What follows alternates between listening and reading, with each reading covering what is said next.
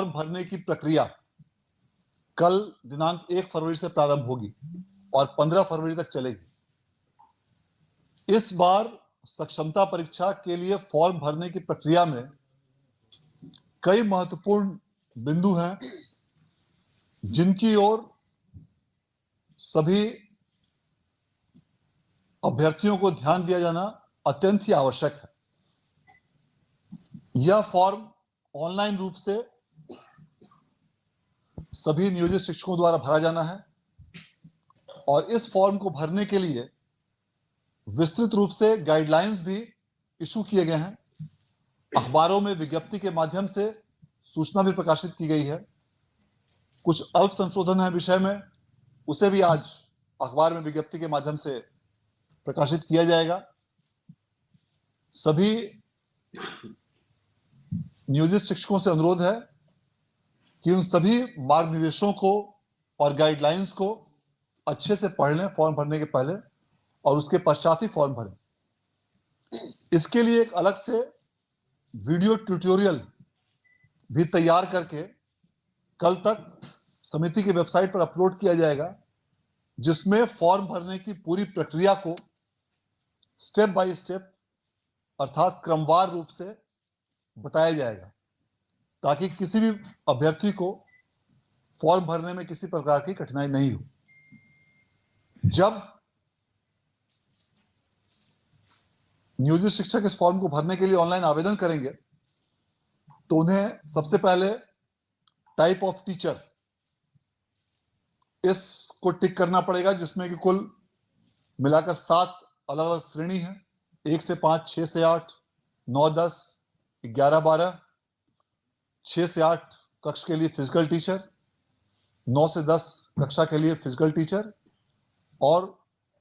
Librarian. इसके बाद उन्हें टाइप ऑफ नियोजन यूनिट अर्थात किस प्रकार की नियोजन इकाई है,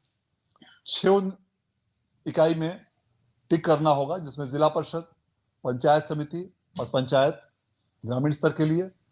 और नगर स्तर के लिए नगर निगम, नगर परिषद या नगर पंचायत में से किसी एक को टिक करना होगा। उसके बाद कैटेगरी इत्यादि को भरने के पश्चात कैंडिडेट को अपनी शैक्षणिक योग्यता के संबंध में पूरी जानकारी इस विषय में उनको भरनी होगी। शैक्षणिक योग्यता के पश्चात जो ट्रेनिंग क्वालिफिकेशन है, जिस मामलों में लागू होगा, डीएलएड अथवा इक्विवेलेंट, बीएड अथवा इक्विवेलेंट या कोई अन्य, उस ट्रेनिंग क्वालिफिकेशन को भी उनके द्वारा भरा जाना होगा। और पूर्व में जिस किसी भी प्रकार की टीचर्स एलिजिबिलिटी टेस्ट को विद्यार्थियों को ऐसे नियोजित शिक्षकों ने जिसमें वो अपीयर हुए हैं, जिसमें उन्होंने उत्तीर्णता हासिल की है, उन सबों की विवरणी भी उन्हें लिखनी होगी और उसका जो भी परिणाम रहा हो, क्वालिफाइड रहे हैं या नॉट क्वालिफाइड रहे हैं, उसकी भी विवरणी उनको देना अनिवार्य होगा। इसके बाद उनको सब्जेक्ट, अपना विषय, उसको भरने की आवश्यकता होगी और तत्पश्चात उनकी पोस्टिंग के लिए 3 जिलों का विकल्प समिति द्वारा मांगा जा रहा है और वह 3 जिलों का विकल्प उनको अपने इस आवेदन फॉर्म में भरना अनिवार्य होगा। उसमें से मेधा सह आरक्षण के आधार पर उनको जिलों का आवंटन किया जाएगा और जिलों के आवंटन के पश्चात अगले चरण में उनको विद्यालयों का आवंटन निर्धारित प्रक्रिया के अनुसार उनको किया जाएगा। कुल मिलाकर इसमें 59 अलग अलग प्रकार की परीक्षाएं ली जाएंगी, जिसमें प्राथमिक कक्षा के लिए कक्षा 1 से 5 के लिए एक परीक्षा होगी, कक्षा 6 से 8 के लिए 8 विषयों की परीक्षा आयोजित की जाएगी।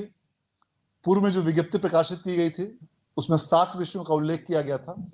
उसके अलावा एक बांग्ला विषय भी इसमें जोड़ा जा रहा है, जिसके संबंध में कल अखबारों में विज्ञप्ति प्रकाशित कर दी जाएगी।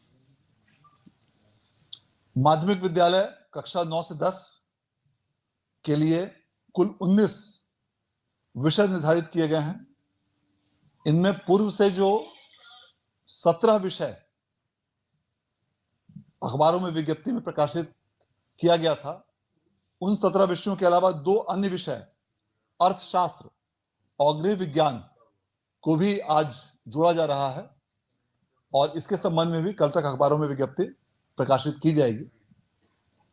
और इसके अलावा 11वीं और 12वीं के लिए 31 अर्थात कुल 59 विषयों में अलग अलग परीक्षा लिए जाने के संबंध में कार्रवाई की जा रही है।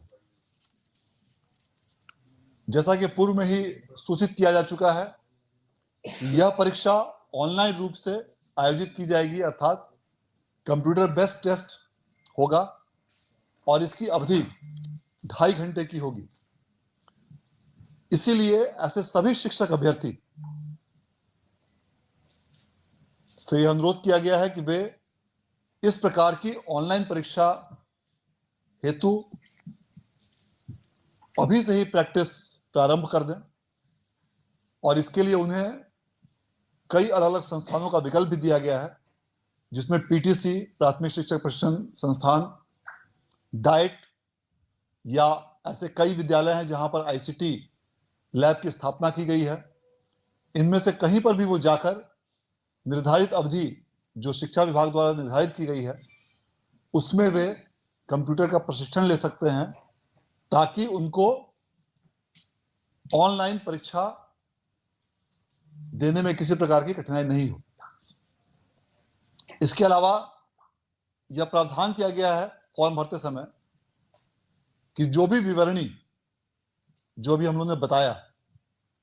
यह जब शिक्षक अभ्यर्थी भरेंगे तो विवरणी भरने के पश्चात